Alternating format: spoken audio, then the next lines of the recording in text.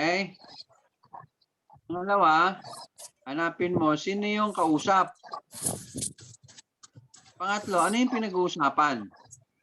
Yun yung tatlong mahalagang sasagutin mo to know the interpretation para makarating ka sa tamang interpretation. Okay? Now, hanapin natin. And he gave the apostles, the prophets, the evangelists, the shepherds and teachers to equip the saints for the work of ministry, for building up the body of Christ. Okay, nasaan yung unang verb dyan?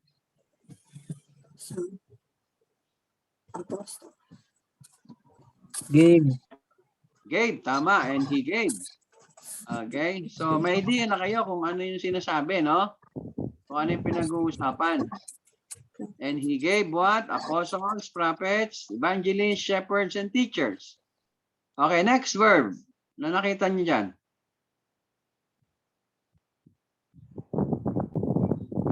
Equipping po.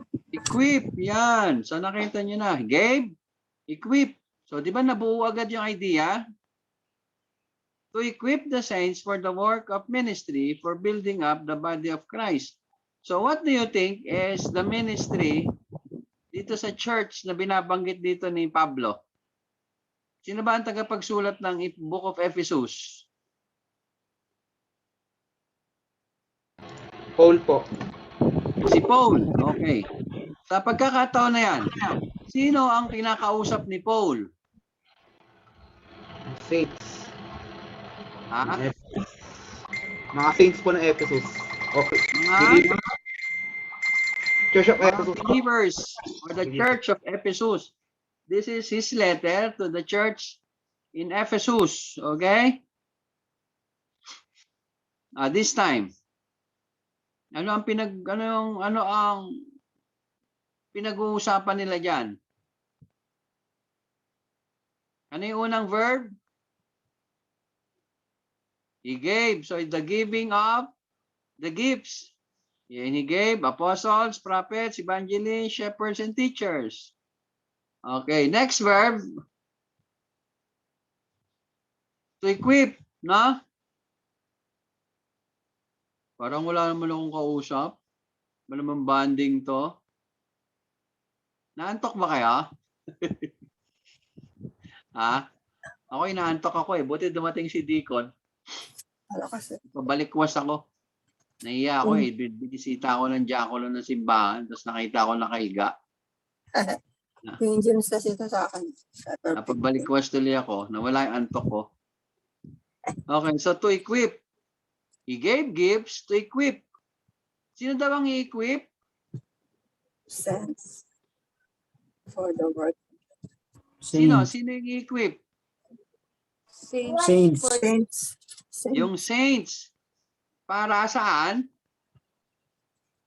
Sense for the work of the Work of the ministry. For the work of the ministry. So, sa tingin ninyo, kaninong ministry to sa simbahan?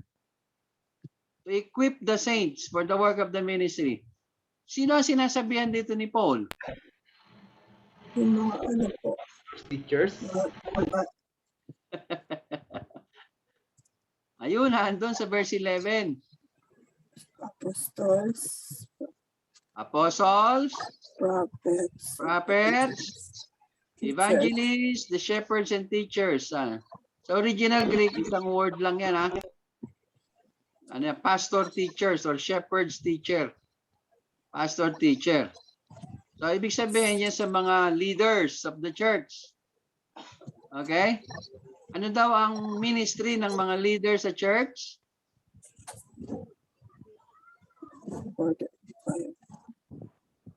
Wala, paulit-ulit tayo Equip. To equip the saints. Okay, so kung ikaw ay leader ng church, this is your primary ministry. To equip the saints. To equip the members of the church for the work of ministry. Naintindihan niyo? To equip the believers for the work of the ministry. Yan. Kaya may mga equipping ministry tayo. Hindi lang edification ministry, but equipping ministry also. Kaya ini-equip yung mga mananampalataya, ini-equip yung mga members sa church. Okay, now kung kayong tatanungin, saan nyo ba gustong ma-equip para maging effective kayo sa ministry? Okay, yan. Diyan natin sisimulan yung ating sharing time ngayon.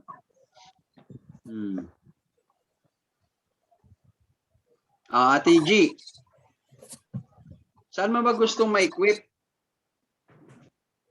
para maging effective ka sa ministry, para maging handa ka dun sa ministry?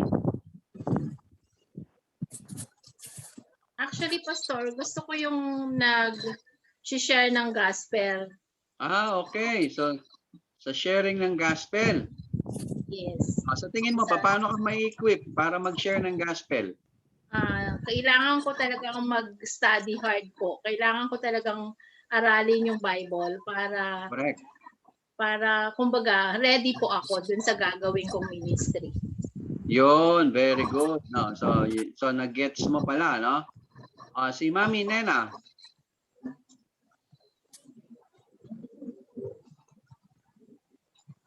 Wala kang volume, Mami. Baka malayo ka masyado sa cellphone mo. The same pastor na... Wala kang volume. Wala bang volume? Ayan, meron na? Wala rin. Wala pa rin. Wala pa rin. Meron na, mahina. Mahina talaga to, pastor. Sige. Laksan nyo na lang po. Okay. Gusto ko talagang ma-equip ako in sharing the gospel kasi yun ang pinaka-importante sa ministry para maabot natin yung mga palapa po sa pagkakilala sa ating Panginoon. Okay, sige. Ate Vanji.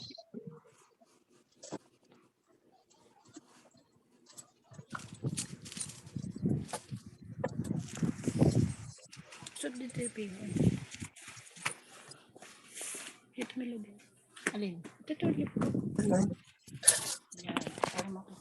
Yun din po. Kasi mas marami pa ako. Gaya-gaya na lang kayo Hindi po. Kasi mas marami po akong kamag-anak na hindi pa po nakakilala sa Panginoon eh. Tayo ka dyan. Kaya mas kailangan ko pong mas maging mag-aral para maging malakas ang loob ko para magbahagi sa kanila.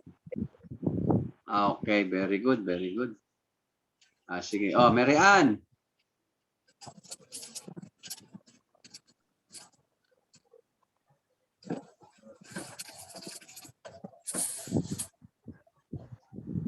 Wala kang volume.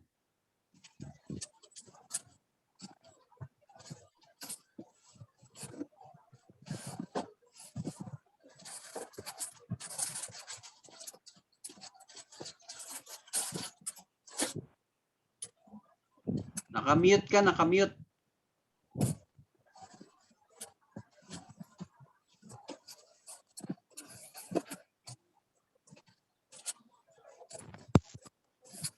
Sige. Ayun, yan. Wait lang po. Hindi ko alam pero gusto ko ma-equip ako kasi wala akong ministry. Gusto ko ma-equip ako sa yun din, sa pag-share ng Word of God. Yan po. Okay. Deacon. Sa amin, pastor, para may iba. Sa service po. The service. Okay. Sige. Di lang po. Edward. Pastor. Ano yun? Oo nga. Saan ka gusto ma-equip? Saan ba, Pastor? Saan ka ma-equip? Saan pas? Pagiging disciple maker. Okay. Ate Arlene. Ako, pastor, gusto ko ma-equip sa doctrinal stand natin. Huli ma-equip doon. Saan? Nawawala-wala ka. Doctrinal stand. Doctrinal stand. O di, pag-aralan mo yung statement of faith natin, Yun nga po. Gusto ko yun yung maupo. ating doctrinal stand eh. Yes po. Oo. Nandun yun sa ating statement of faith. Mahabang aralin yun, kapatid. Kulang ang 5 taon doon. Sige. Si Jem Encina. Ano ba yan nakaharang na yan? Libro ba yan? Bible o ano? Bible O, pa. gusto ng fake? Yan, sige yan. Kita ka na ngayon. Ano po saan, Pastor? Evangelism. Evangelism. Okay. Julia. Ano po, sa disciple maker din po. Discipleship din. Brother RJ. Andiyan ba si Brother RJ? Ayan. Yes po. Siguro po sa evangelism po sa akin. Evangelism din. Evangelism. Sige. Patterson. Si Brother Patterson. Sa akin po sa pagdi-disciple po. Discipleship din. Wow, galing ah. Sister Milen, nandiyan ka pala. Ate Milen, how about you?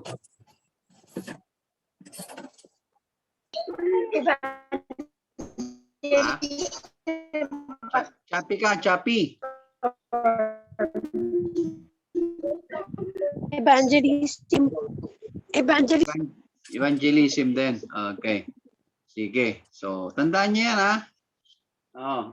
Now, kaya sana dapat alam ninyo kung saan yung ano.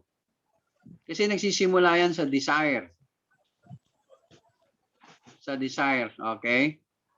Sabi ng Bible, nagsisimula yan sa isang noble desire. So pag yan yung desire na nilagay ng Panginoon sa puso mo, alam mo yung area kung saan mo tutulungan yung sarili mo para ma-equip ka. Okay? Now, naniniwala ka ba na ang lahat ng member ng church dapat involved sa ministry? At bakit?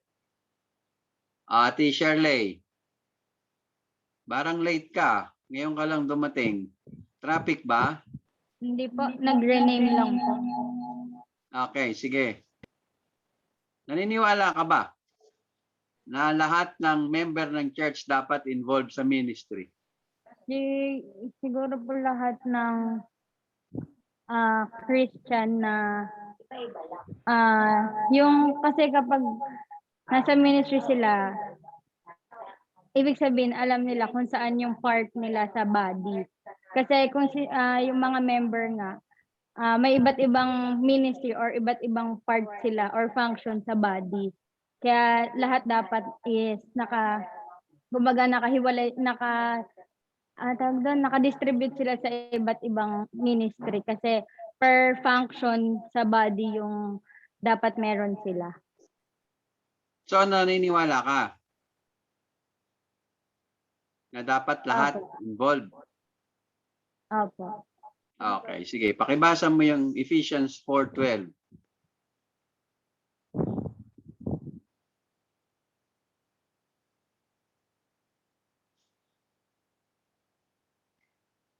And I know sige.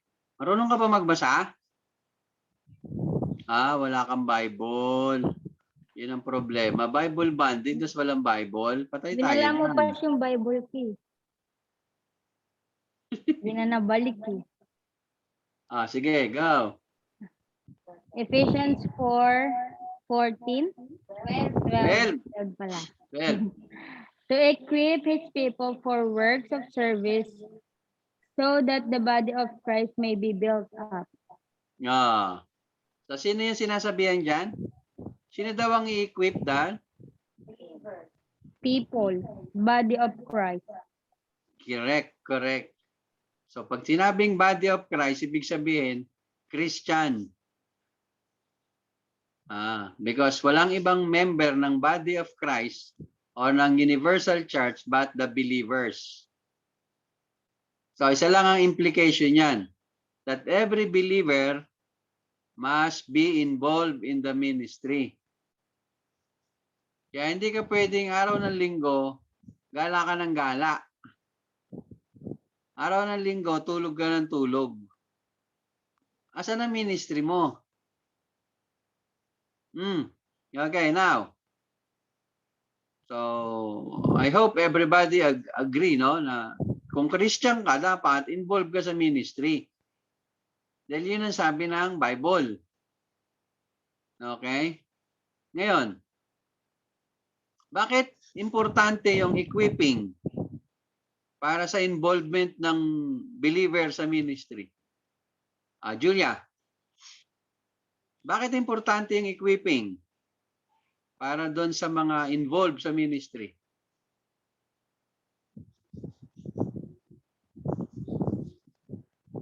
Kailangan po yun pas na ma-equip sila kasi para maalam nila kung ano yung ikikilos nila doon sa binigay na ministry sa kanila po.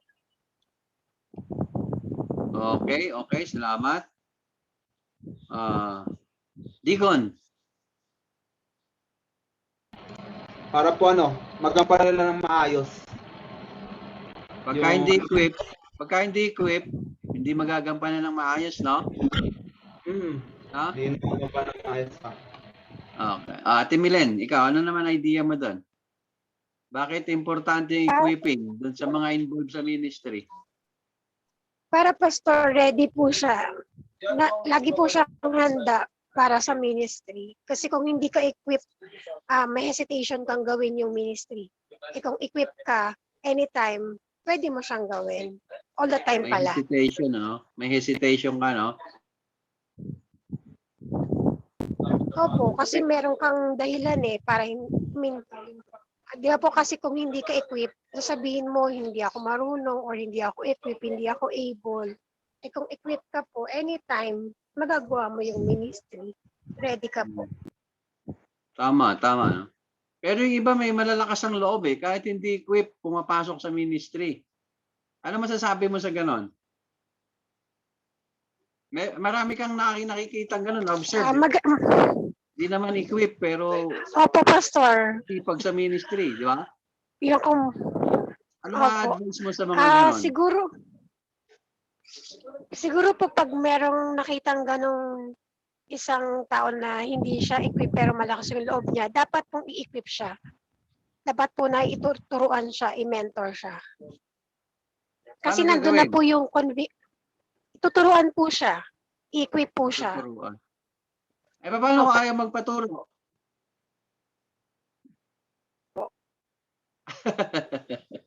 Binibiro lang kita. Kasi yan isa sa malaking problema sa ministry.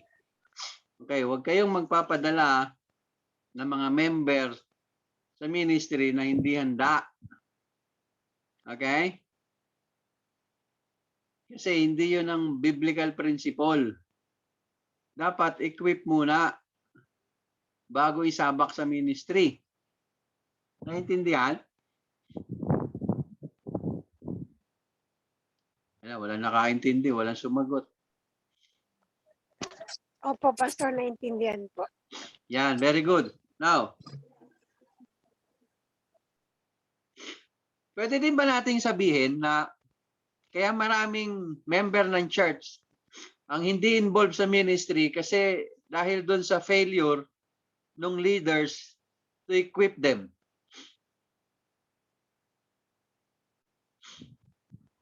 Sige, sino ang gusto sumagot? Opo, pastor. Sige, go ahead. Opo, kasi di ba po ang responsibility ng isang leader is turuan po yung kanyang mga member. So kung kung nag-fail po siya doon or kung hindi niya po inagampanan, so yun po magkakaproblema po talaga. Okay. Sige, Ate Arlene, ikaw naman. Dagdagan mo yung sinabi ng pinsan mo. Sa akin po, Pastor, Medyo kasi sabi nga 'di ba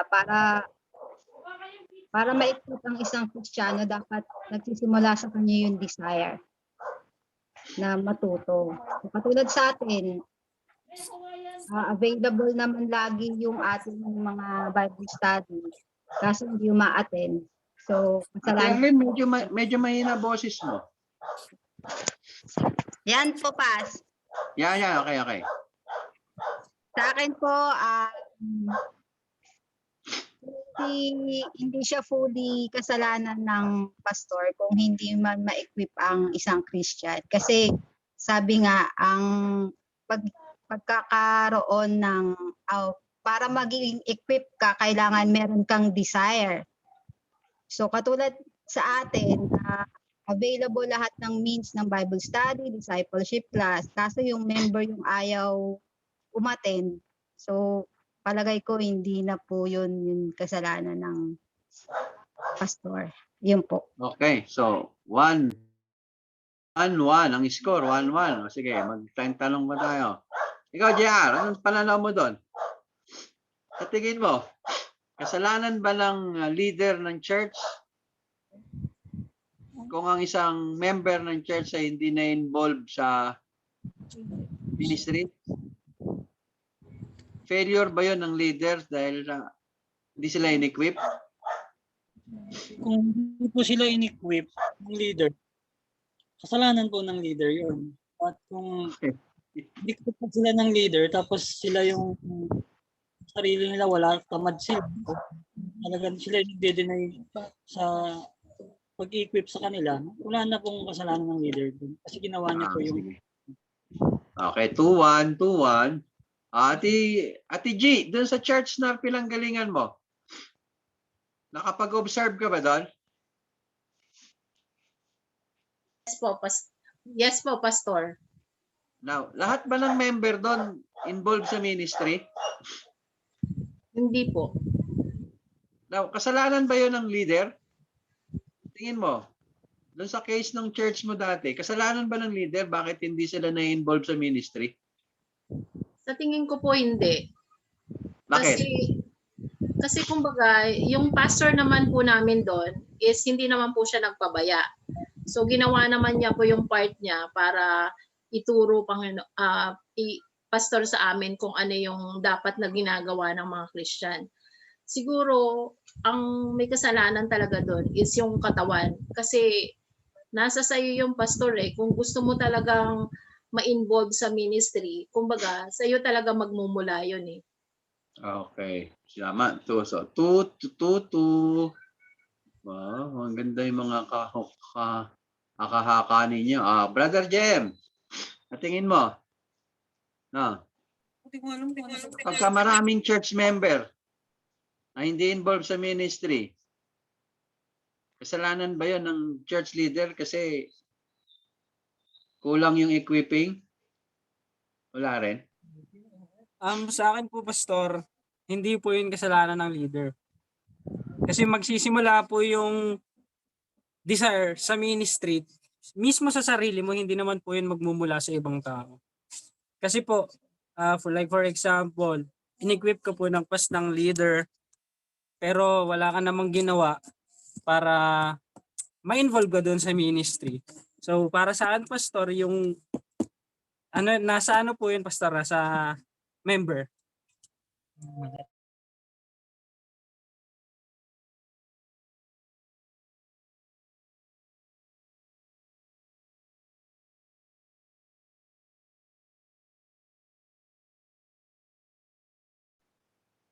Ate Banji, ikaw, Ate Banji, ano naman pananaw mo? Ano po? Kasi po, pagka ang leader po sa church ay may availability po na magturo o kaya sa mga miyembro po. Nasa miyembro po yung nasa may katawan po ng miyembro yung yung pagkukulang kasi po hindi nila tawag sa Tagalog, hindi sila nagpopursige na mag-equip sila sa gawain ng church. Mismo sarili nila hindi available para sa gawain ng church. Tulad ng lang dito sa amin. Yung pwede ka namang mag-aral para magturo ka kasi may availability ka naman na magturo. Hindi na yung kasalanan ng pastor. Pwede. Okay. Sige. Kaya, it's a tie. Now, ito kasi pananaw ko dyan. Ako naniniwala ko na kakulangan yun ng leader sa church. Kasi kung ang member mo ay in-equip mo, may involve yan. Okay? Ano sa tingin ninyo? Kasi in-equip mo eh. Tapos hindi involved sa ministry. Ano ang kulang? Equip. Pag sinabing equip kasi, naturuan, na-inspired, parang sundalo. Ready to fight na yan eh. Kaya pag salang mo sa sundalo, makikipagbakbakan talaga yan kasi ready yan. But the fact na hindi sila na-involve sa ministry, malaki ang problema sa leadership. Kaya ako, nanghihina ako pagka may mga member na na alam kong na-equip naman, pero hindi na-involve sa ministry.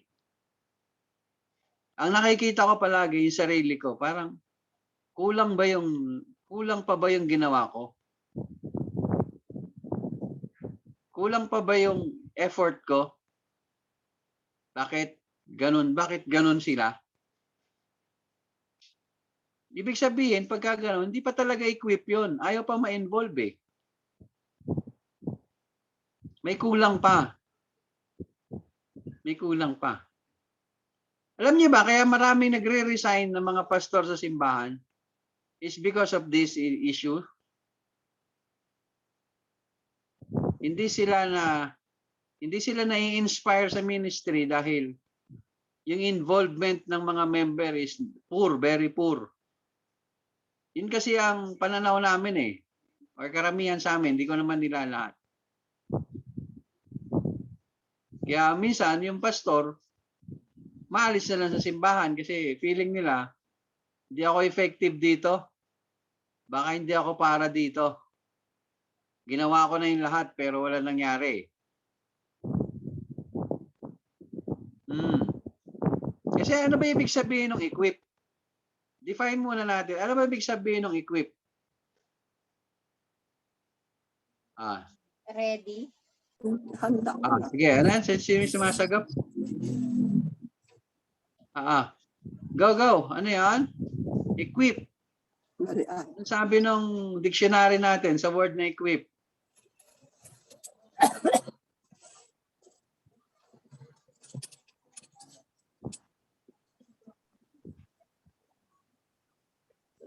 Sagot kayo ng sagot. Di nyo pala alam ang word na equip. Baka hindi tayo nagkakaintindihan na to.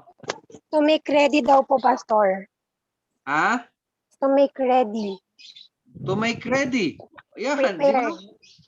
Opo. Sige, explain mo ngayon, Ate Milen.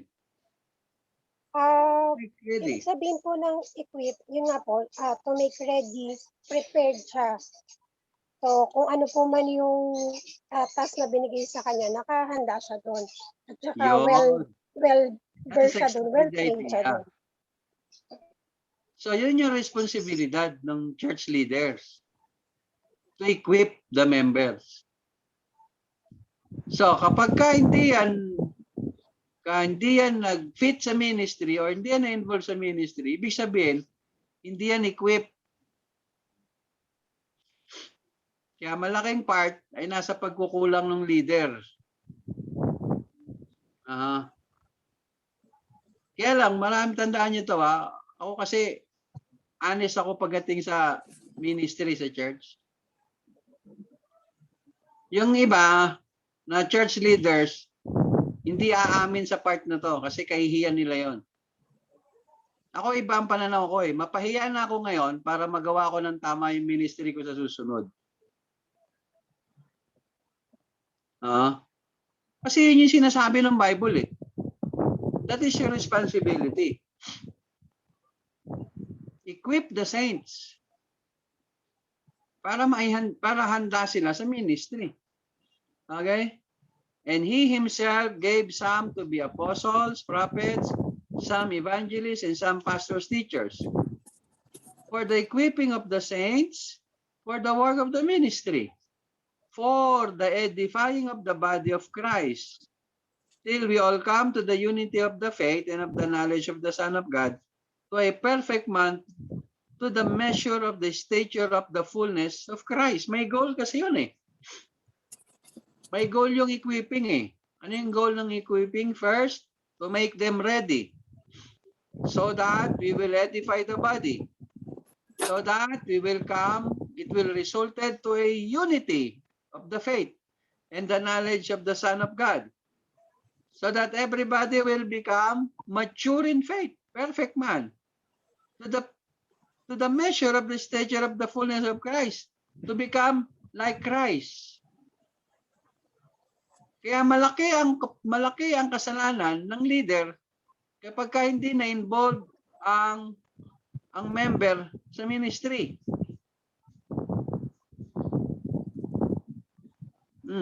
Yan sa bahay ninyo, mag-observe kayo. Yung mga anak ninyo ba lahat involved sa ministry? Pag hindi yan involved sa ministry, ipagsaksakan nyo yan sa sa equipping. You tell your pastors, you tell your leader, you tell, kung evangelism yan, you go to your church evangelist to equip them. Kung gusto niya matuto mag-discipleship class, you go to your pastor to teach them all the doctrines so they will become a good disciple. Assessment, magagawa tayo ng assessment. Lagi tayo magsisimula sa bahay. Kasi ang strength ng church nasa pamilya. Tandaan yan, mahina ang church pagka mahina ang pamilya. Diyan sa bahay ninyo, simulan ninyo assessment. Equip ba ang anak ko? Bakit wala sa ministry? Equip ba itong anak ko? Bakit hindi siya involved? Then you talk to your pastor, to your church leaders. Problema rito, pastor, bakit hindi nag-involve itong ano ko? Baka kailangan papunturuan to. Then the next step, nasa yun na yun, next step. Kasi available naman, may magtuturo naman, may mag-equip naman eh.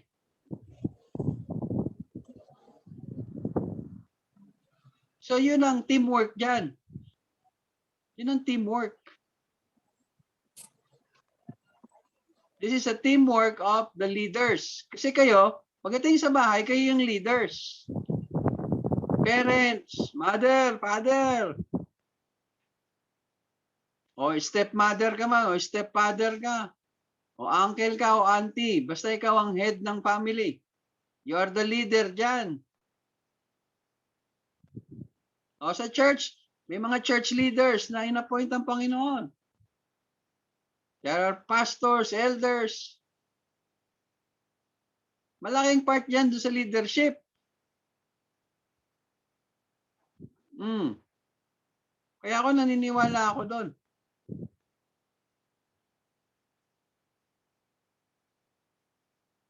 No, tulad nito, Bible bonding. Ilan lang ang uma-attend. Failure yan ng leader. Bakit konti lang umatin? Ito ba yung tinuro ko sa kanila? Na iwanan ang araw ng pangilin at magpunta kung saan-saan? Failure yan ng church leader. At the same time, failure din yan ng mga leader sa family.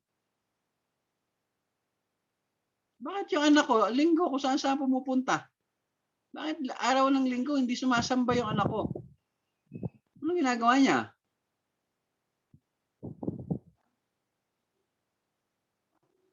Then, yun yung ginagawa.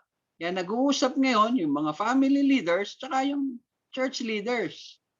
Kasi nga, ang strength ng church nasa pamilya.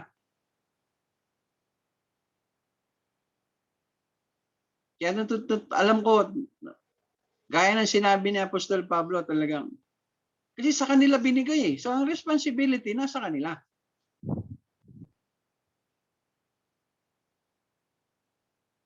Yan. Okay, sige. So naintindihan natin? Okay, so ganda ng bonding natin ngayon, ano? Parang nakakapag-isip, nakakapasil, ano? Pero totoo yun yung sinasabi ng Bible eh. Yung iba kasi, alam nyo, ang tendency, nadi-discourage na nga yung mga church leaders dahil sa poor involvement ng mga members. Ito pa yung mga magulang, ito pa yung mga pamilya, mga leaders ng pamilya, susugurin yung pastor at ipamumuka yung kakulangan. Pero hindi mo na tinanong, ano ba yung ginagawa ko sa pamilya ko? Equip ka eh. Nag-aaral ka eh, di ba? Nagba-Bible study ka, nagsa-Sunday school ka. O kanina, ang ganda ng Sunday school lesson natin. Sabi nga ni Teacher G, na-amaze siya kay Teacher Ira. Nagba-Bible bonding ka, may discipleship class ka pa. So ano nagiging epekto nun? Bakit? Parang ang hina pa rin ng spirituality ng pamilya ko. Kaya instead na ibigay mo yung sisi doon sa leaders, magbigay ka muna ng assessment. Then, work it out with your leaders. Makipagkaisa kayo doon sa church leaders ninyo. Ito yung mga katotohanan na hindi kasi tinuturo ko minsan eh. Kasi mga pastor, takot doon sa mga miyembro nila eh. Bakit ako sisisihin mo dyan eh? Ikaw ang church leader. Totoo, pagdating sa simbahan, pastor ako niyan. Di ba? Pero mas mahaba ang oras niya sa bahay niyo eh. Linggo nga lang tayo nagkikita eh. Kasi minsan di pa kayo umattend ng prayer meeting. So, sino ang mas mahabang ministry ngayon? Yung pastor o yung magulang? You see? Kaya dapat, hindi ko sinisisi yung mga magulang, huwag niyo ako mami-misunderstand. Ang pinapakita ko rito is yung teamwork doon sa equipping. Kasi nakakalimutan natin na meron din tayong responsibilidad sa bahay. Okay? And then, makipag-coordinate ka ngayon doon sa pastor mo, sa mga church leaders ninyo. Pastor, parang ito yung kailangan ng mga anak ko eh. Na bagay na hindi ko na kayang ituro. Tulungan mo naman kami sa area na to. You see now? And then from then, doon natin makikita, doon tayo magkikreate ng program para doon sa equipping ministry. Na ang goal is for the edifying of the body.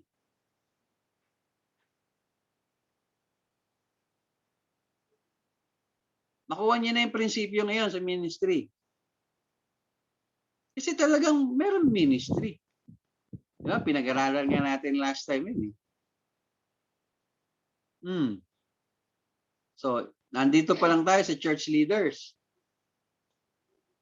Yung iba kasi parang wala nang concern sa mga church leaders. Basta, ang alam nila, responsibilidad mo yan, responsibilidad mo yan. Pasa na lang ng pasa sa responsibilidad, pasa na lang pasa sa responsibilidad. Na-overload na tuloy yung mga church leaders. Pero kung may tamang assessment, tanda mo, leader ka rin. Doon ka nga lang sa bahay mo. Spiritual leader ka rin eh. Bahay mo. Tatay ka, sabi ng Bible, ikaw ang priest. Yan sa bahay ninyo. Nanay ka, ikaw yung ilaw. Tama? Tama ba ako? May responsibilidad ka rin eh. Kasi dinadala mo lang naman yung anak mo sa church linggo. Monday hanggang Sabado, ikaw ang kasama niyan eh. Kaya Kaya nga meron tayong adult ministry. Ano ang purpose nun? Equip the adult para maging mature in faith kasi may responsibility sa bahay nila. Pero ano nangyayari? Tingnan nyo. Papatawag ka ng adult ministry. Wala naman uma-attend na adult.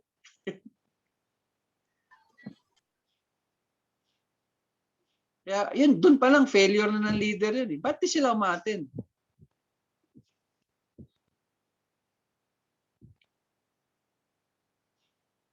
Hindi mo ba sila tinuruan? Ba't di sila ma-attend ngayon? Kung bagong church, okay lang yun. Pero pagka mga 10 years na church, hindi na, malaking problema na yun. Pag tumungtong na ng 10 taon ng simbahan at ganun pa rin, malaking problema na yun. Malaking problema na ng leadership yun.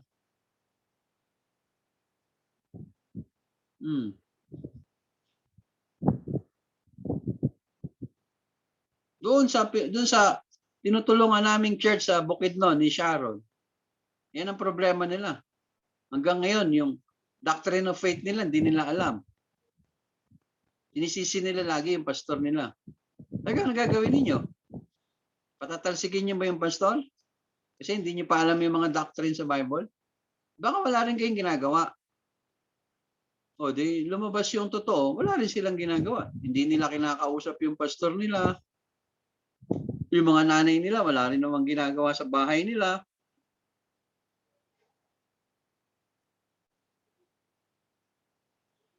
Yung trabaho, binigay sa pastor. Totoo yun. Hindi natin may tatanggihan. Malinaw yung Bible. Di ba? Pero tandaan ninyo, yung teamwork ay kabuuan yung kabuuang trabaho yun. Tinatrabaho yun ng kabuuang membership ng isang iglesia. Kumikilos tayo as a team. Kaya nga tawag doon, family. Di ba? Team. Family. Yan ang church. Now, there are the distribution of gifts. May gift ka, gift to. Gagamitin natin to saan? To function it perfectly inside the body. Pero hindi naman nagagawa, hindi naman nangyayari yun eh. May mga tamad na miyembro, hindi naman ginagamit yung gift. So, magkakaroon ng, kaya yung church, lagi may problema. Lagi may problema. Kaya nagigiba yung equipping ministry. Kanino isisisi? Church leader.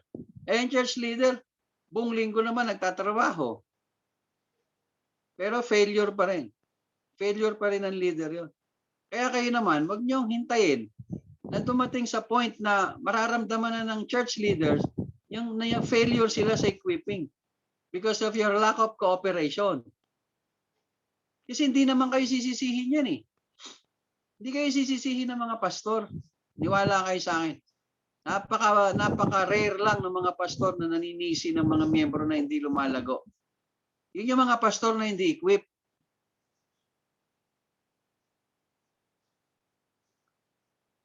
Kasi unang-una, failure ng pastor yan.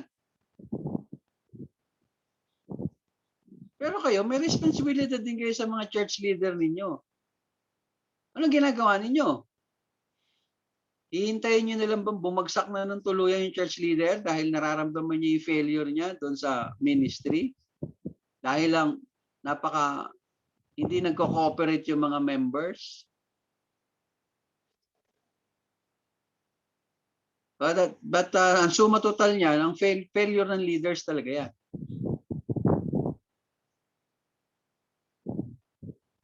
Nakuha niyo yung pinag-aaralan natin? Kaya you have to do something. Kasi minsan yung mga ministry natin, like ito kasing ginagawa natin ito, pasok to sa equipping ministry or edification ministry. Yan, Bible study, Sunday school, Bible bonding, prayer bonding. Lahat yan kasi yan yung mga paraan para ma-equip yung body. Kaya dapat may mga natututunan tayo na tumutulong sa atin para mag-grow, para maging matatag. para maging, at ang aanin niyan, yung simbahan. Para magiging malakas din yung simbahan. Okay? O, sige. Tapos na yung lesson natin. Now, pupunta naman tayo dun sa mga lesson learned natin, dun sa mga past nating mga pinag-aralan, or pwedeng sa pulpit, sa preaching, na nagkaroon ng effect sa iyo.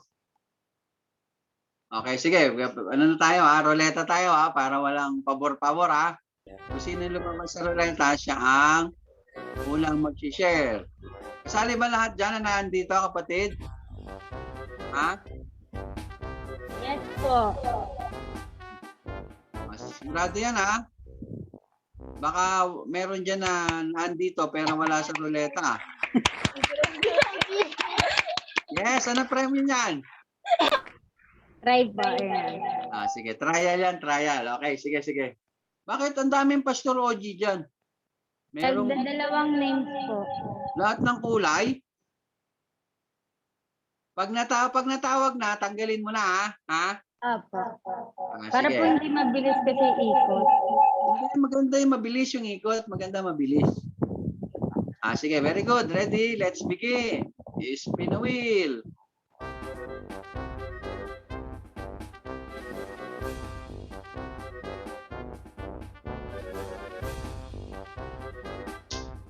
Bakit yung one?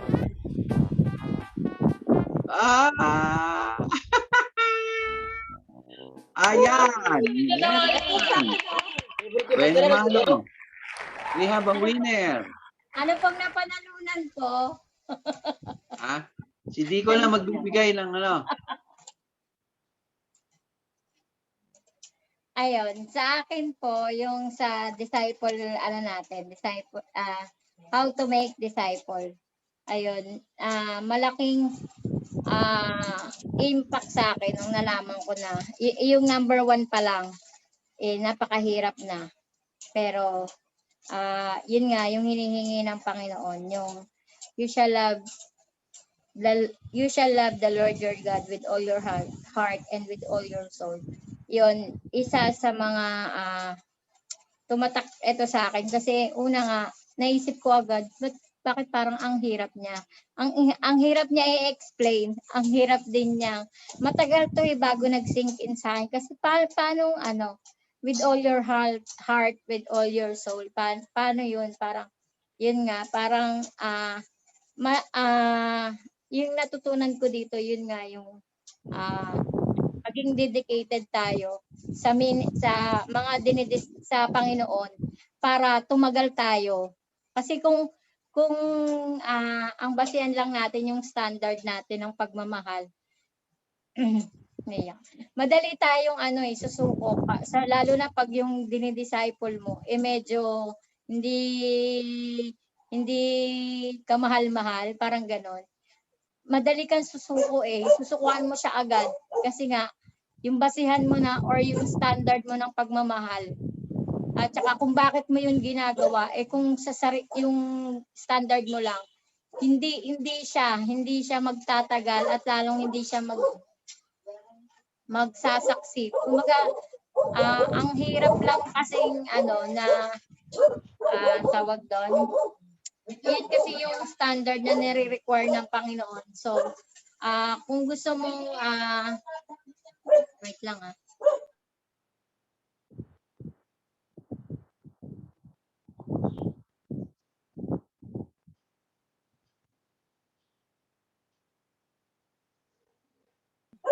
Ayun.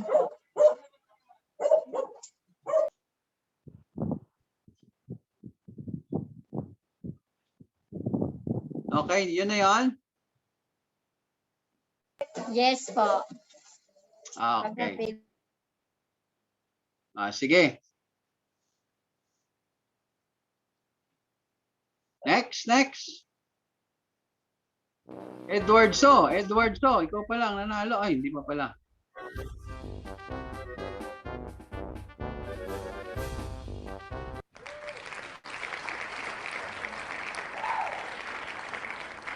Okay, may nanalo na si Ate Arlene. Ate Arlene.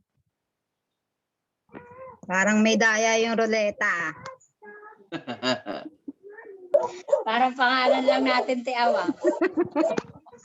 Sa akin naman po, yung hindi ko makakalimutan na lesson ay nung pinag-aralan natin yung nature of sanctification.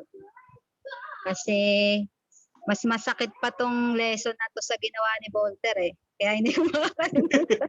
Sobra naman comparison yun. Kasi yung nature of sanctification,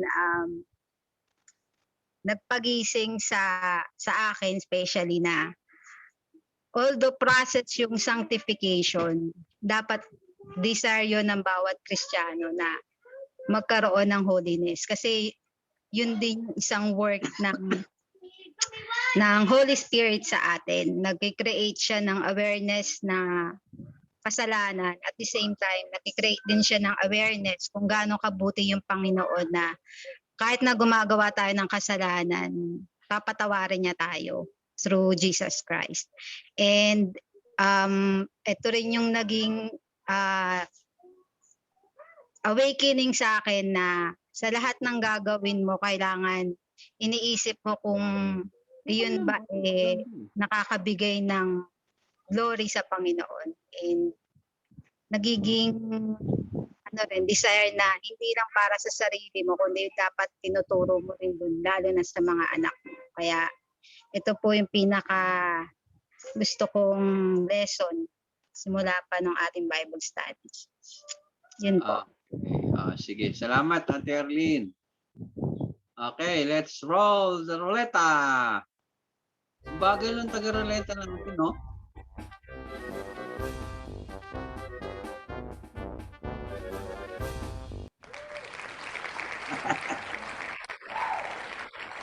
Oy, Melina.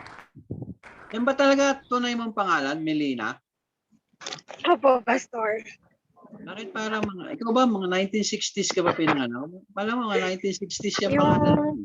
Yung pangalan ko po kasi kinuha kay Tita Meng. Kanino? Kay Tita Meng. Kasi, kay Tita Mengay. opo, kasi ang kanyang full name is Hermelina. Wow, sige. Okay, go. Yung sa akin po yung lesson about how to make a disciple po. Yung nag-ano po sa akin na deal po ako regarding dun sa characteristic ng isang disciple maker. Medyo mabigat po yun. Pero yun po kasi yung nire-require ng Panginoon. Kumbaga parang tumatak po yun sa akin na dapat yun din yung maging standard ko from now on. Na dapat yung mga karakteristik na yun, dapat nasa akin yun, dapat in-exercise ko po yun. Yun po yung sa akin. Wow. Oo nga, no? Sige. Roll the ruleta. Salamat.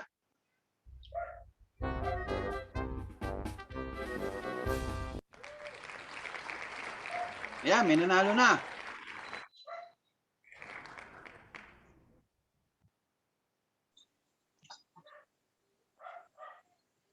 Hi, Pastor. Hello, Ate G. Yan. Ako naman, Pastor. Congratulations.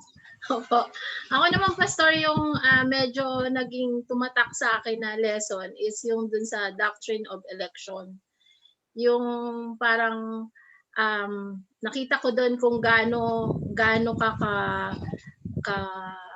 pala, parang ganoon. Kasi before the foundation of the world, kumbaga, isa ka na sa mga pinili ni Lord.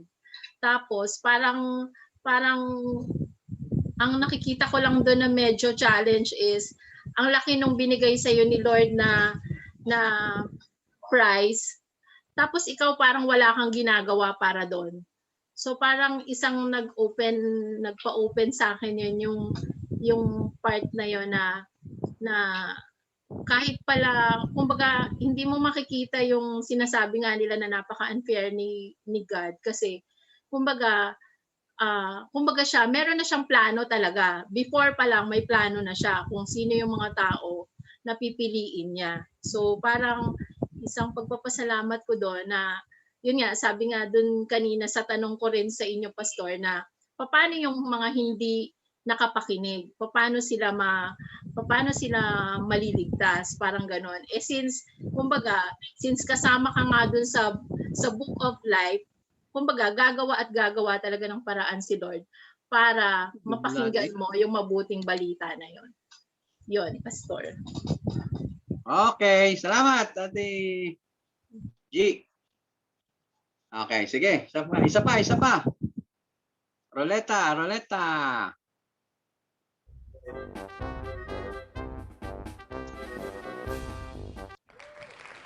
Oy, may nanalo na, Jane.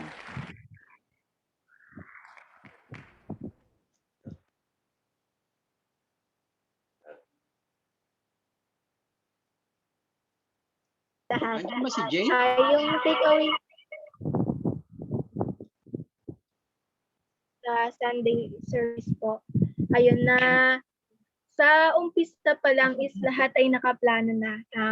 Hindi coincidence or hindi aksidente kung bakit ka na-elect at kung bakit ka kasama sa pamilya ng Diyos. Ayun po na dahil lahat nga po masimula pa lang is kumikilos at gumagalaw lahat ng bagay ayon sa kung ano yung plano niya at saka ayon sa kung ano yung will niya para sa atin sa buhay na to at the same time sa buhay natin sa langit. Yan po.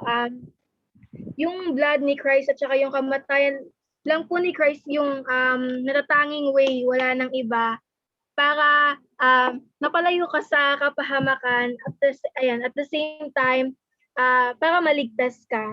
Ayan, kung hindi po kasi mamatay si Jesus,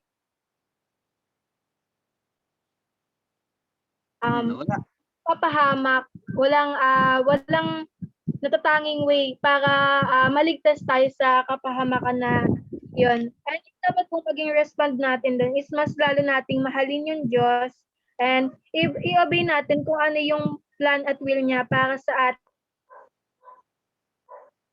Okay. Lalo na sa mga hindi pa nakakaabot ng salita niya. Ayun po. Okay.